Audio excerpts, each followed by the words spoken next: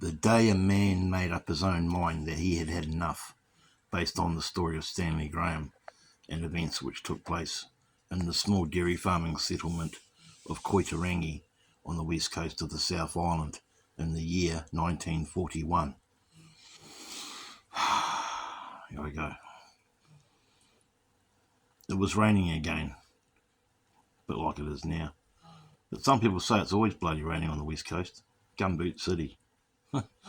Mount Camelback was there, as it always was, never leaving, maybe a bit like the rain.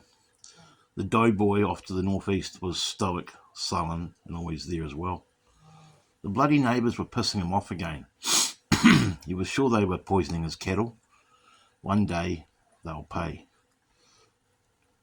That man, Best, was around again this morning, wanting his 303 again, just so them damn Home Guard boys could pretend they were in the war. To top it off, the stinking dairy company had just refused his milk again. God, he was getting sick of seeing that blue dye in his milk. All the gossip, all the damn whispering at the post office his wife had to put up with was doing his head in. Man, he was starting to feel the lava building up inside his volcano of internal potential action. He felt like his whole world was closing in, and he didn't like the speed of it. Boy, he did have a temper though, and anyone that got in his way sure did realise this to be fact. You see, people just didn't understand that him and his wife just wanted to live in their own world and have nothing to do with church on Sunday, or let alone rugby on Saturdays.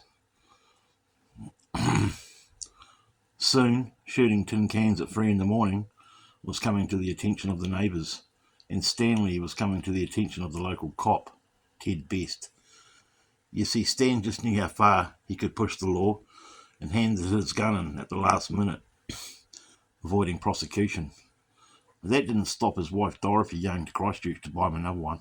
You see, Stan loved his weapons. Join the Home Guard? Him? He never would. Join them. If Hitler's boys come, they'd be too strong for our soldiers. The 8th of October 1941 was the day that would change the little place known as KOITERANGI forever. The police, like most people, thought Stan was all bluff, but no one could have ever seen what was about to come when the police came a-calling as they opened his gate that sunny October morning. "Give us your guns, Stan." "Nah, come back another day." "Now don't take the attitude with me. Give me your guns." "No!" The bullet ripped through his wrist as Sergeant Cooper reached to grab the barrel. Sergeant Best took one in the guts. Constables Jordan and Tulloch were killed by the same bullet that pierced through their midsection. All bloody hell was going off. It was like an abattoir. The madness had finally started. The dam of Stan's frustrations had finally burst. In the minutes leading forward, more bullets fired. Cooper got a coup de grace on the front lawn. Sergeant Best was made to sign the confession of Stan's paranoia in the hallway. Hell, even Ridley from Farmers Co-op even got one, trying to be a hero. It was like a slaughterhouse. The next night, 2 more were slain as the Home Guard lost 2 favourite sons that were left to guard Stan's castle. What followed was 11 days and nights of gunfire and shadows as the manhunt intensified and became the community's and Stanley's reality. Unfortunately, gangrene had set in Stan's back from gunfire returned to Stan on that second night. The Prime Minister had called in the whole resources of the country to bring down just one man, a man named Stan. The army, the police, the Home Guard, just for one man. Then one day, on the 20th in fact, a cop named Quirk from Auckland shot Stan in the back and killed him. The human tragedy was over. So many years ago now, in 1700. This event took place, now just a bitter memory for some.